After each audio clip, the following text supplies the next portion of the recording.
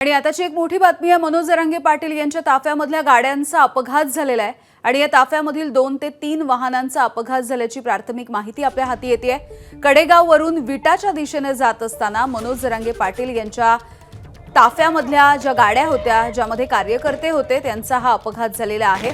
अपघाताच्या नंतर जरांगे पाटील यांनी कार्यकर्त्याला स्वतःच्या गाडीमध्ये घेतलं आणि विटा इथल्या हॉस्पिटलमध्ये त्यांना दाखल करण्यात आलेलं आहे।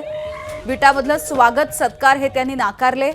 जरांगे पाटील यांनी आपली गाडी ही हॉस्पिटलकडे नेली आहे। कुलदीप माने आमचे प्रतिनिधी आपल्याला माहिती देत आहेत। कुलदीप, यामिनी कडेगाव येथे रात्री उशिराची सभा झाल्यानंतर कडेगाव येथे मनोज जरांगे पाटील मुक्कामी होते आणि त्यानंतर विटामध्ये त्यांचं भव्य स्वागत या ठिकाणी मराठा बांधवांनी केलं होतं। विटामार्गे ते सातारा जिल्ह्यातील मायनी भागामध्ये सभेसाठी जाणार होते। मात्र कडेगावपासून काही किलोमीटर पुढे आल्यानंतर ज्यावेळी जरांगे पाटील यांच्या ताफ्यातील त्यांच्याच भागातील कार्यकर्ता आहे किरण भगत असं त्याचं नाव असल्याची प्राथमिक माहिती जरांगे पाटील यांच्या जवळच्या कार्यकर्त्यांनी दिली।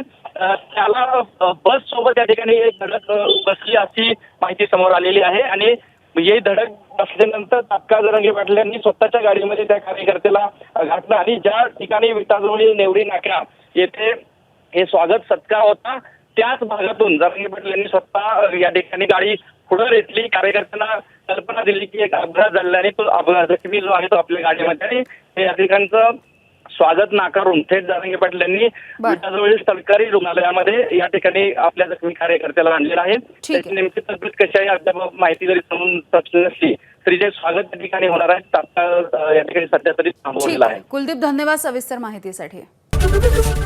एबीपी माझा, उघडा डोळे बघा नीट।